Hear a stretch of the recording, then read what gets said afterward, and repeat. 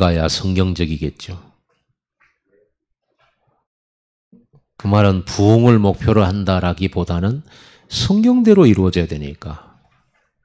일어나라 빛을 발하라 해놓으시고는 나라들과 왕들이 비치는 내 빛 앞으로 나오게 될 거라고 그랬습니다. 그리고 저 원방에서 열방에서 네 자녀들이 비둘기처럼 구름처럼 찾아오게 될 거라고 했습니다. 그러면서 하나님의 성전에 드려지는 예물이 충만해질 거라고 했습니다. 예물 드리려고, 교회에 예물 드리려고 원방에서 열방에서 왕들과 지도자들이 찾아오게 될 거라고 그랬습니다. 이런 축복들이 분명히 하나님이 주신 말씀이기 때문에 우리가 잘해가지고 되는 건 아니고 하나님이 이런 미래를 준비해 놓으신 것은 틀림없습니다. 꼭 이게 우리 대에 이 모습 그대로 이루어지지 않는다 해도 좋지만 사실은 지금 이루어지고 있습니다. 이루어지고 있어요. 우리 키르기스탄 알리가 와서 예배하는 훈련받고 있고요. 이번에 보니까 친구도 사귀었더라고. 동생이라고. 키르기스탄 고향 사람. 자기보다 훨씬 동생. 그래서 지금 첨단에 어디? 월곡동에 있는데 요즘에 자기가 데리고 다닌 것 같아요. 그래서 내가 우리 알리를 통해 전도의 문이 열리는 시간표가 왔구나 생각이 들어가지고 오늘 중고등부에 마치고 알리 불러서 설명했어요. 전도해야 되지 않겠냐. 그래서 전도해봤냐. 아직 안 했대요. 그래서 데려와래. 토요일날 데려와, 쉴 때. 데려와서 말씀도 전해야 되겠고 네가 만난 예수 증거해야 되지 않겠냐. 이 선물 줘야 되지 않겠냐. 그리고 한글도 배워야 되지 않겠냐. 이렇게 얘기를 했어요. 알겠다고 했어요. 말해보겠다고. 뭐 그렇게 했는데도 안 온다 그러면 네 책임 아니다. 그리고 친구 잘 사귀어라. 복음 전하기 위해서. 이렇게 얘기를 했어요. 하나님이 역사하시면 큰 문이 될 줄 믿습니다. 여기 보면 루스드라에 디모데라는 청년이 있는데요. 바울이 이제 2차 전도 여행하면서 1차 전도 여행 때 발견한 친구예요. 루스드라에서. 그때 루스드라에서 돌에 맞고 성 밖으로 내쳐졌잖아요. 근데 일어나서 바로 또 그 루스드라 성에 들어갔잖아요. 바울이 왜 그랬을까요? 디모데라는 인물을 찾은 거예요. 제자 찾아낸 거예요. 그러니까 확립시키러 들어간 거예요. 제자는 이렇게 중요해요. 제자가 세워질 때 지역의 흑암 꺾여요. 틀림없습니다. 여러분 제자 삼으시기 바랍니다. 제자가 나왔다. 생명 걸어야 돼요. 왜 여러분들이 전도자의 보호자, 식주 동역자 합니까? 왜요? 하나님은 제자를 통해서 역사해요. 전도자를 통해서 역사해요. 그렇기 때문에 여러분들이 전도자를 돕는 자가 되잖아요. 말씀 성취됩니다. 분명히 하나님이 아브라함을 했어요. 너를 축복하는 자를 축복하고 너를 저주하는 자를 내가 저주하겠다 그랬어요. 그럼 아브라함 개인에게 한 말인데 아브라함이 좋아서 한 말입니까? 이 하나님께서? 아브라함이 뭐 특별해서 한 말입니까? 뭐 때문일까요? 아브라함이 전도자이기 때문에 그래요. 아브라함이 언약을 잡은 자이기 때문에 언약 가진 자를 축복하는 자를 하나님이 축복하시겠다는 거예요. 그냥 예수 믿고 대강교회 다니는 사람이 너를 저주하는, 저주받고 너를 축복하면 축복하고 이게 아니에요. 언약 분명하게 잡은 아브라함 너를 축복하는 자. 그리고 너를 저주하는 자예요. 지금도 이 말씀은 똑같습니다. 그래서 언약 붙잡은 자의 동역자가 되라. 언약 붙잡은 자의 식주가 되라. 여러분 응답을 잘 찾아내야 돼요. 여러분 축복과 경제응답과 축복은요. 어디서 나오냐면 전도자를 도울 때 나와요. 여러분들이 선교사로 가야 되는데 못 가니까 선교사를 후원하는 거잖아요. 돈 벌어서. 여러분들이 신학교 가서 훈련받아서 올 타임으로 이런 목사해야 돼요. 다 목사해야 돼요. 그런데 제가 하잖아요. 목사들이 하잖아요. 그래서 여러분들이 목사를 지원하는 거예요. 언약 가진 전도자, 언약 가진 이 아브라함을 축복하는 자를 축복하겠다고 그랬어요. 전도자의 동역자, 전도자의 식주, 전도자의 보호자 되시기 바랍니다. 보호자, 진짜 보호자 되셔야 돼요. 여러분, 하나님께서 아브라함이 여러분 실수 참 많았죠. 아브라함이 불신앙 많았었잖아요. 그럼에도 불구하고 언약 굳게 잡은 사람. 나중에 후대들은요. 아브라함이 불신앙했다 이런 거 별로 기억 안 해요. 뭘로 기억하죠? 믿음의 조상. 언약의 시조로 봅니다. 그렇게 봐요. 인생 전체를 두고. 아브라함을 도운 사람 전부 복 받아요. 그렇게 됩니다. 그럼 여러분들은요. 이걸 잘 보셔야 돼요. 그래서 여러분들은 뭘 잘해야 되냐면 전도자의 식조하세요. 여러분 그게 여러분 경제응답받는 비밀은 전도자의 보호자 하세요. 여러분 전도자가 실수하잖아요. 여러분이 딱 마크해버리세요. 누가 만약에 이렇게 전도자 실수 막 이렇게 나오잖아요. 쓸데없는 소리 하지 마. 여러분 딱 막아버리세요. 마크하세요. 동조하지 마시고. 여러분 서로가 전도자잖아요. 철저하게 마크해줘야 돼요. 덮어버려요. 사단 틈타니까. 그래서 뭐 하게 하려고요? 계속 전도하게 하려고 하는 겁니다. 하나님은 실수 안 하고 믿음 좋고 훌륭한 사람을 너를 축복하는 자 축복하고 너를 저주하는 자 그렇게 하시겠다고 했습니까? 아닙니다. 실수 많은데 언약이 분명한 사람. 문제 많은데 전도자인 사람. 하나님의 기준이에요. 세상 기준은 윤리 기준, 도덕 기준, 사회적 기준이잖아요. 인격이 기준이잖아요. 그렇죠? 하나님의 기준은 절대 아니에요. 그래서 하나님이 쓰시는 사람들을 보면요. 되게 불안당 같은 사람들이 많아요. 깡패들도 많아요. 목회도 우락부락하게 하는 분들도 많아요. 어떤 데는 깡패인가 싶어요. 그런데 하나님은 계속 역사해요. 저는 그런 생각했어요. 저는 신천지 부러워요. 신천지 가짜잖아요. 신천지 대장 누구예요? 3만인지 뭐 1만인지 뭐 있잖아요. 지금도 지금 전국적으로 코로나 오면서 또 여러 가지로 신천지가 불신자들도 이단이요 이상한 단체라는 걸 알고 있어요. 그런데도 신천지 이만이 감옥에 있으면서 법정 싸움을 하면서 헌금이 얼마 거쳐진 줄 아세요? 150억이 거쳤대요. 여러분 같으면 하겠어요? 그건 가짜잖아요. 가짜인데도 그거는 그거 있어요. 우리는 진짜잖아요. 맞아요, 틀려요. 오직 복음 맞잖아요. 맞는데도 물고 뜯어요. 그러면 안 되겠죠. 완전 보호자 되시기 바랍니다. 안 그러면요, 실수, 허물 이런 것 때문에 다 잘라버리면 전도할 사람 하나도 없어요. 그럼 어느 날 어떤 일이 생깁니까? 에베소 교회처럼 돼버립니다. 에베소 교회가 그거였어요. 사람을 보면서 하도 이제 교회 이단도 많이 오고 세상 사람들 교회 오면서 막 이 진리가 흐려지니까 틀린 것 찾아내고 율법적이 돼가기 시작한 거예요. 그러다 보니까 늘 정적이 시작했어요. 그래서 진리 싸움이 심하게 일어났어요. 그러다 보니까 자르고 내보내고 자르고 이런 게 많아졌어요. 한마디로 교회 안에 검이 왔다 갔다 해요. 검이.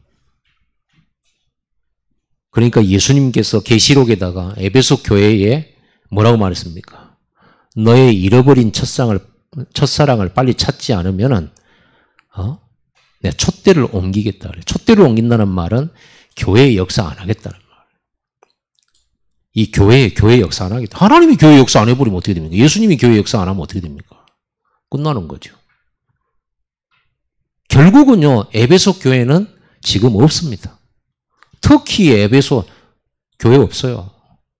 이방 신전들만 그 자치가 남아있어요. 무슬림 대화죠. 무슬림. 터키는 무슬림입니다. 완전 무슬림입니다. 그렇게 돼버렸어요. 여러분, 뭘 지킬 겁니까? 사람 지키자는 겁니까? 천만에요. 전도자 지켜야 돼요. 그래야 지속합니다. 복음 전할 사람 지켜야 돼요. 그럴 때 하나님은 여러분에게 식주의 축복, 동역자의 축복, 그리고 보호자의 축복 주세요. 이 어린아이에게 냉수 한 그릇이라도 주는 사람은 그 상을 결단코 잃지 않으라. 누구의 이름으로? 선지자의 이름으로. 전도자의 이름으로. 그죠? 이렇게 돼 있어요. 여러분, 여기에 여러분의 경제의 축복이 들어있다니까요. 이 축복을 여러분들이 못 찾아내고 못 누리게 되면 결국 여러분 후손들은 여러분의 신앙생활을 배우거든요. 어려우니까 아끼고 전략하는 거 좋아요. 당연히 그렇게 살아야 돼요. 그러나 하나님의 나라와 전도자를 돕는 일에 여러분들이 인색하다면 하나님도 여러분을 인색하게 보실 겁니다. 왜 사르밧 과부 이 마지막 양식을 선지자에 주게끔 만들었냐? 하나님은 그 여자에게 축복하시려고요. 사람 많아요. 아무리 이 세상에 흉년이 오고 기근이 들어도 먹을 것 많은 부자들 많아요. 왜 하나님은 거기에다가 엘리야 선지자나 이런 사람 안 보내고요? 가난하게 이를 데 없고 한 끼밖에 없는 사람한테 보냅니까? 축복하시려고요. 여러분에게 다민족 선교합시다. 헌금합시다. 건축 헌금합시다. 이럴 때 이 교회는 뭘 헌금을 이렇게 많이 해? 내가 헌금 얘기밖에 안 해. 참 어리석습니다. 너무 어리석. 어떻게 생각해 받아들여야 되냐? 드디어 내가 헌신할 기회가 왔구나.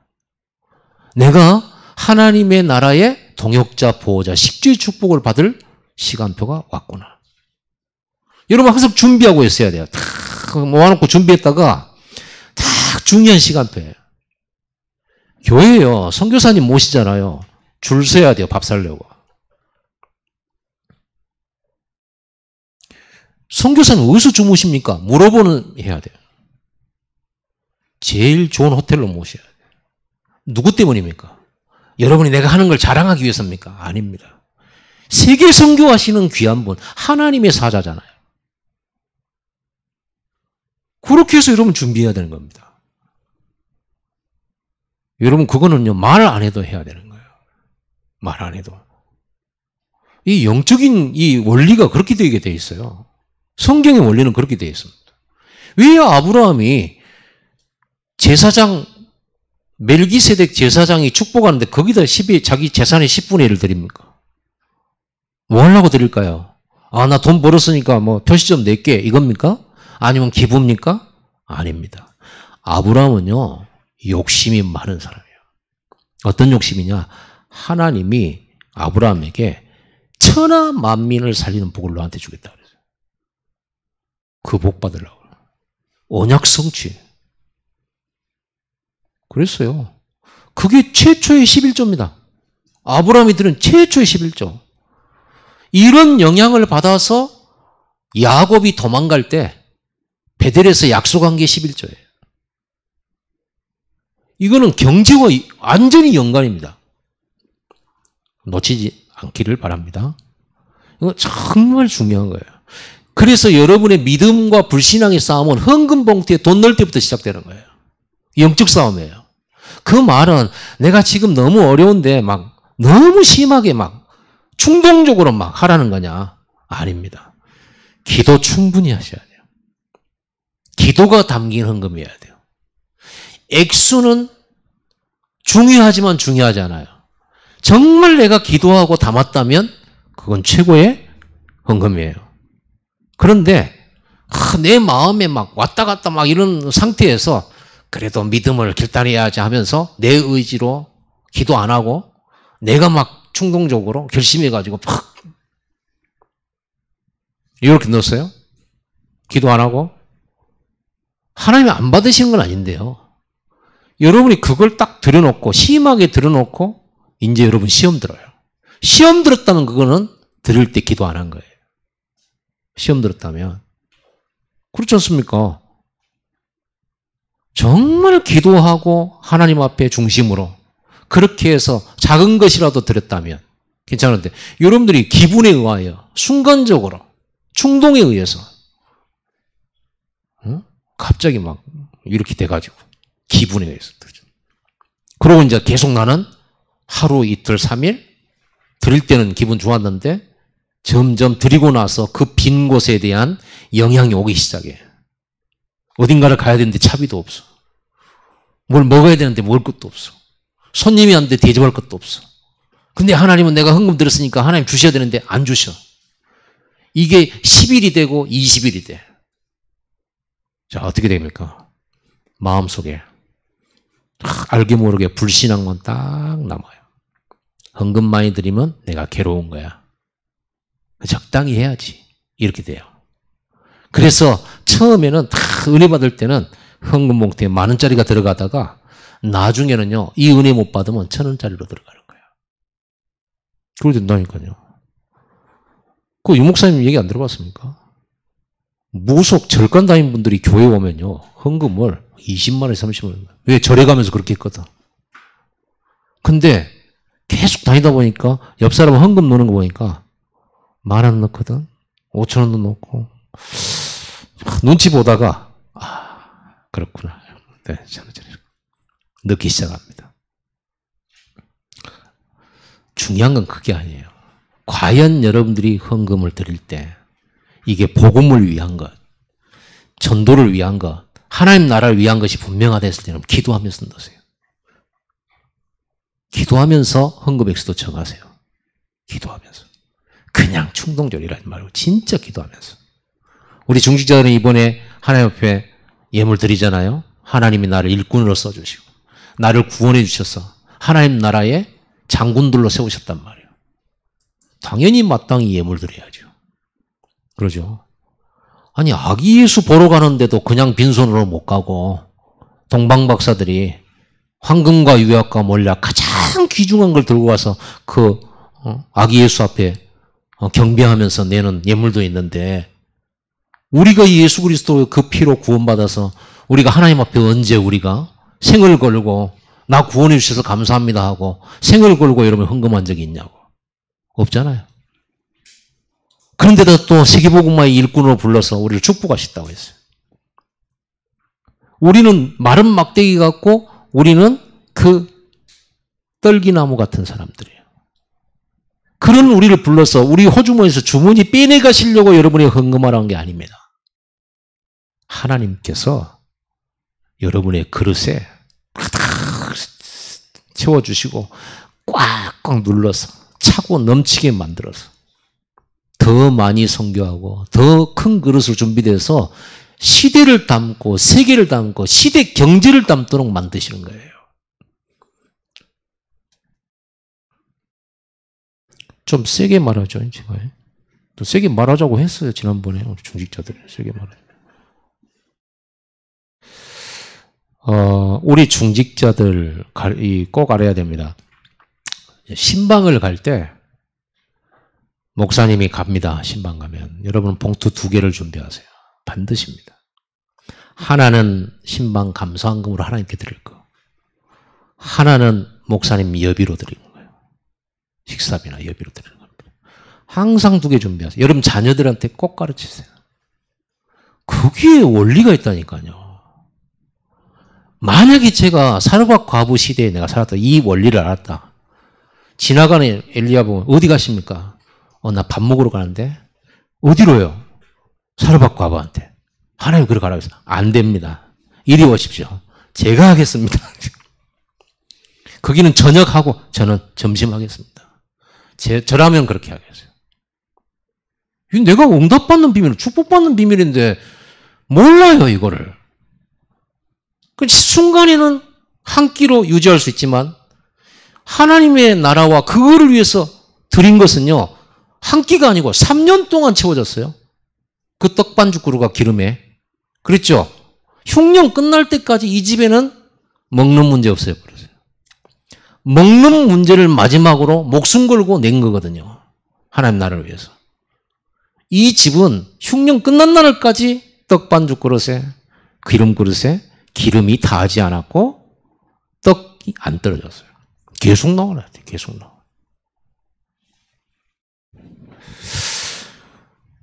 성경에는 이런 어마어마한 일들이 있어요. 믿습니까? 홍해 갈라진 거 믿어요? 황금만을 낳는 뭐인데 이거 하는데 그런 일이 많아요. 성경에는 있다니까요. 신기한 일이에요. 지금도 똑같습니다.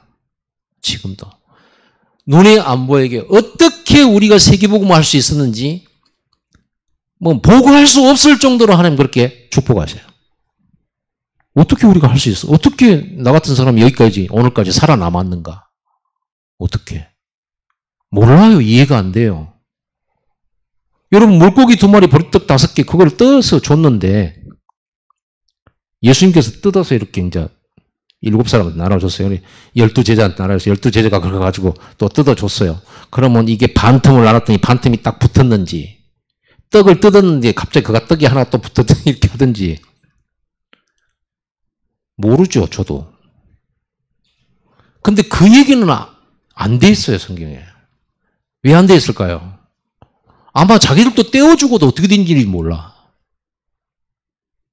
떼어주고도 어떤 일이 되는지 몰라. 왜냐하면 내가 그렇게 생각해요. 내가 그때로 하면 이제 이거는 성경에 없는 얘기예요. 떼어줬어요. 어떻게 된지 몰라요. 분명히 나는 떼어줬어요. 근데 항상 동그란 것에서 떼어줬는지 아니면 뜯어진 것에서 있는지 몰라요. 아니면 떼어서 나눴는데 줬는데 갑자기 3개씩 불어났는지 몰라요. 설명할 수 없어요. 어떻게 농사를 지었는데 100배가 일어나는지 몰라요. 하나님이 하시는 것이 그렇습니다. 하나님은 모사요 기묘자예요. 어떻게 내가 이런 축복을 받았고 어떻게 노인 아브라함이 후대가 이렇게 크게 번성했으며 어떻게 아브라함에게 양떼와 소떼와 가축이 그 벌판에 가득 차게 됐는지 아브라함도 놀래요. 아브라함도. 그냥 은혜예요. 여러분 이 은혜 속에 있게 되기 바랍니다. 오늘 디모데라고 하는 제자 하나를 목숨 걸고 찾아내고 결국은요 이 디모데를 데리고 가요. 나중에 이 디모데 청년은 바울을 이어서 에베소 교회 목사로 사역을 하기 시작합니다. 바울이 전도 현장에 데려가면서 훈련시키면서 너 여기서 목회해. 제가 최태영 집사 보고 신학교 갈까? 목사님 저는 지금 한참 때예요. 내가 우리 아들 보고 야 너는 신학교밖에는 답 없다. 이랬더니 아빠 지금은 아닌 것 같아요. 아빠 지금은 아닌 것 같은데. 내가 어렸을 때부터 그랬어요. 초등학교 때는 아빠가 너무 크고 그때는 아빠가 이제 무서우니까 신학교 가해. 그래갖고 네가 목사 돼. 그렇게 예 그랬거든요. 중학교 3학년쯤 가니까 이러더라고. 고등학교 가니까 아빠 그거는 좀 아직 놀아야 될 게 너무 많은데 신학교 가면 놀지도 못하고 매일 성경만 봐야 되고 매일 이렇게 전도만 한 줄로 지금 착각하고 있거든요. 내가 봤을 때 너는 그거밖에 할 게 없어. 네가 보고 들은 게 이것밖에 없잖아. 네가 무슨 기능이 뛰어나니 공부를 잘하니 네가 무슨 뭐 키만 크지 속도 하나도 없고 너는 다 하나님과 함께 동행하는 목사밖에 할 일이 없는 거야. 너는 어려서부터 제일로 잘할 수 있는 게 예배고 찬양이고 말씀 보는 거고 설교 듣는 거잖아. 아니 축구선수 집안에는 축구선수 나오고 만두집에서는 만두집 아들이 나오는 거거든. 그러잖아요. 근데 우리 집은 아직 안 나와. 디모데 보고 공부 가르치고요. 너는 나 따라와. 너는 세계복음을 해야 돼. 바로 따라가요. 디모데 한참 때예요. 청년 때라니까요. 디모데가 바울을 따라할 때 10대예요. 10대. 그럼 디모데를 아들처럼 데리고 다니면서 훈련을 시키고, 그리고 디모데 전서 후서를 읽어보세요. 나의 아들 디모데야, 내가 네 눈물을 아노니 하면서. 어리니까 사방돼서 무시했을 거 아니에요. 어리니까. 사역자가 어려워. 생각해보세요. 내가 지금 21살이에요. 여기 50대. 그 여기 섰어요. 말씀 전하고. 그래도 뭔 말하면 여러분 어린 것이 목사라고 이렇게 하죠. 여러분 20살이든 30살이든 여러분보다 10살 차이 나든 20살 차이 나든 목사님입니다. 하나님의 사자예요. 아시겠습니까? 그걸 가지고 어리다고 함부로 말하지 마세요. 옛날 우리 6.25 때라든지 그 이후로 목사님들은요, 할아버지라도 버스를 탈 때 목사님이 오시잖아요. 20대 목사가 와도 자리 양보했어요. 할아버지들이. 목사님 오셨다고. 지금은요, 목사 새끼예요. 그래 됩니다. 지금은 하나님의 권위가 떨어진 거예요. 물론 목사 책임이 많죠. 여러분이 이거를 올리시기 바랍니다. 또 어떤 목사님이 그랬어요. 목을 내놓고 사역하는 사람이 목사를 한 분이 뭐라고 하는지 아세요? 자기가 장로님들한테 얘기했대요. 목사의 가오는 장로들이다. 이렇게 말했대요. 그러니 나를 가오를 세워라. 나는 그 말에 동의했어요. 그렇지 않습니까? 목사의 어깨가 돼주는 거예요. 여러분이 저의 어깨들이잖아요. 그게 동역자고 보호자잖아요. 목사를 세워야 여러분도 올라가는 거예요.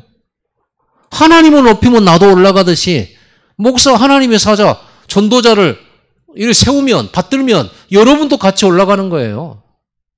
그러죠? 목사를 훌륭한 목사로 만든 사람은요, 중직자들입니다. 훌륭하게 만들면 돼요. 그러죠? 훌륭하게 만들, 그걸 보고 보호자, 식주, 동역자예요.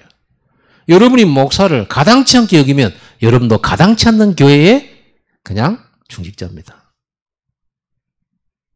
이 부분을 여러분들이 꼭 알고 여러분 자녀들에게 반드시 중요한 기념일에는 목사님 찾아뵙도록, 그리고 성교비 딱 준비하도록. 아시겠습니까? 지난번에 내가 꽃을 받았어요. 너무 기뻤어요. 평생이 그렇게 꿈 못 받았어요. 스승의 날.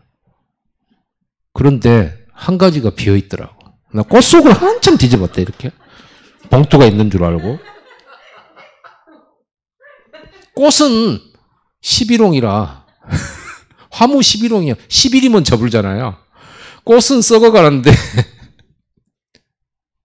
농담이고 그거는 감사한데 여러분. 반드시요 여러분 자녀들에게 목사 중요한 일 있을 때 목사님 기도해달라고 가고요. 목사님 어디 가실 때 여러분 자녀의 손에 들려서 반드시 작지만 마음 담는 이렇게 딱 성교비 준비하세요. 제가 목사가 돼서 이렇게 또 활동해 보니까 목사 여러분이 돈 많이 줘도 부족해요. 목사는 어디서 많이 놀지도 않아요. 근데 어디 가면 늘 헌금해. 그리고 목사는 항상 그 자리에 또 있어. 목사가 제일 예배 많아요.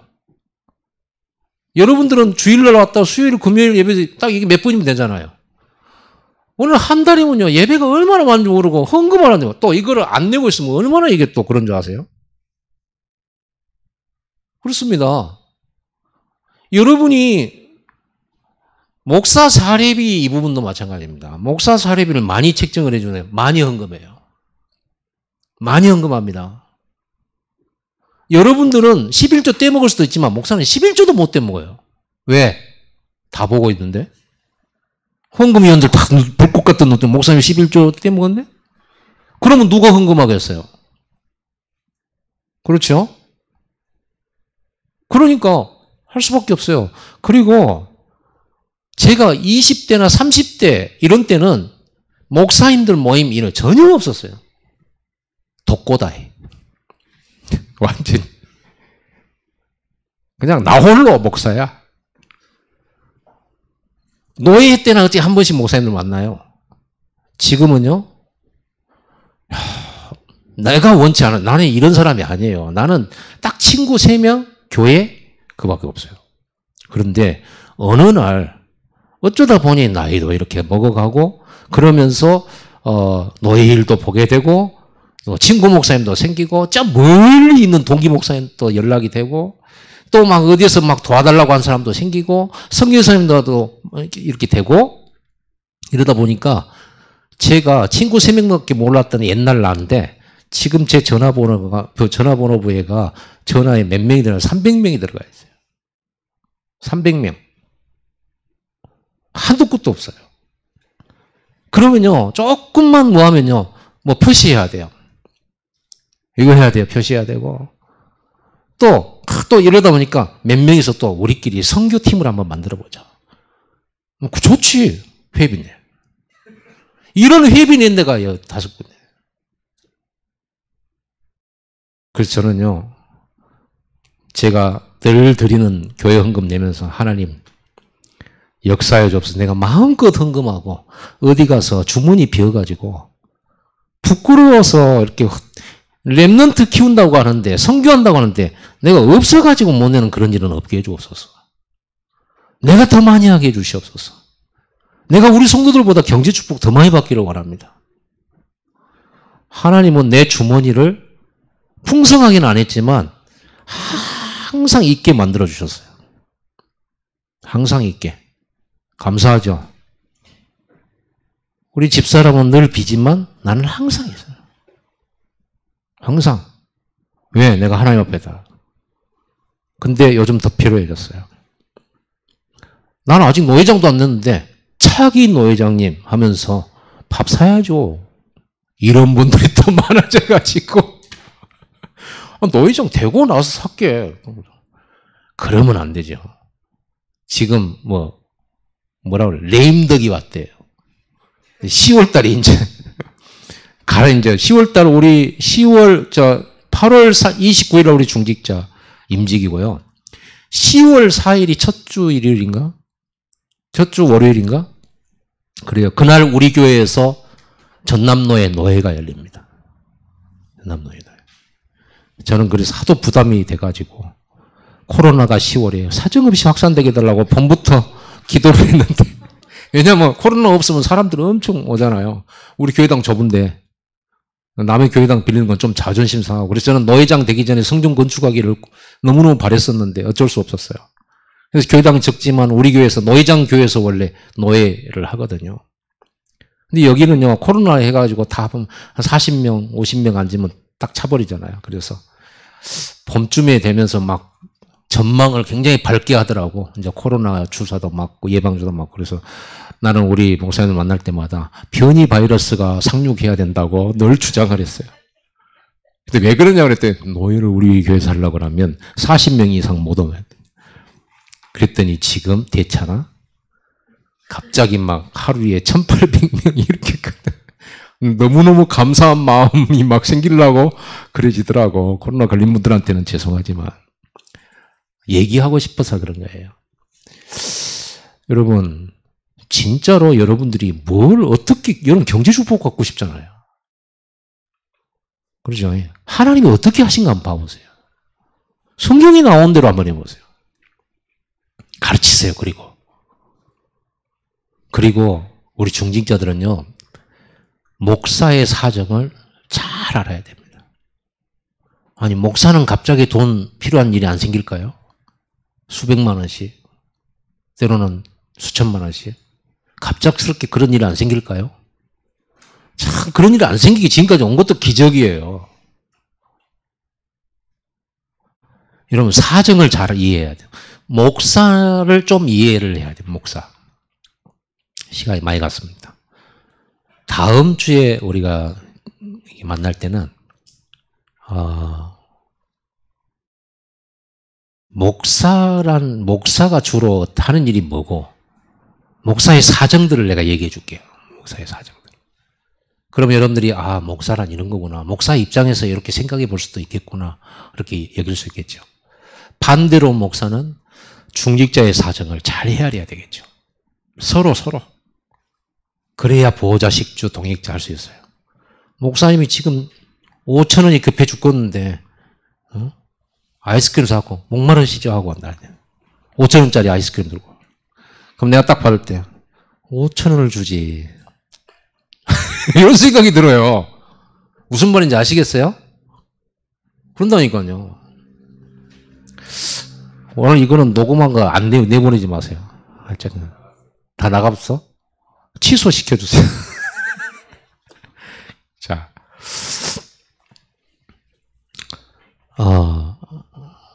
나는 여러분들이 진짜 저보다 성경에 나와 있는 인물들처럼 큰 영권 회복하기를 바라고 또 육신적으로도 정말 축복받고 서밋되기를 간절히 바라는 사람입니다. 나 여러분을 위해서 기도할 때 하나님, 저는 물질 같은 거 필요 없습니다. 그러나 우리 중직자들은 아닙니다. 저는 필요 없지만 우리 중직자들은 많은 일을 해야 됩니다. 많은 선교사 도와야 됩니다. 그러니 그 사업을 반드시 축복하셔야 됩니다. 저 이렇게 기도해요. 날마다 기도해요. 나는 여러분들이 사업이 이렇게 문 열고 막 뭔가 한다 그러면 너무 기뻐요. 그 여러분 11조 내는 건 조사는 안 해요. 그런데 한 번씩 이렇게 봐요. 한 번씩 1년에 한 3번? 예, 봐요. 11조 예전 거하고 비교해봐요. 하나님이 축복하셨구나. 하나님이 역사하셨구나. 꼭 그게 막 하나님의 역사가 축복이다 이렇게 기준은 아니지만 그래도 그것으로밖에는 확인할 길이 없잖아요. 기도합시다. 이 시간에 하나님 전도자의 보호자, 동역자, 식주의 축복을 누리게 해달라고. 우리 한번 기도하고 시겠습니다. 기도합시다.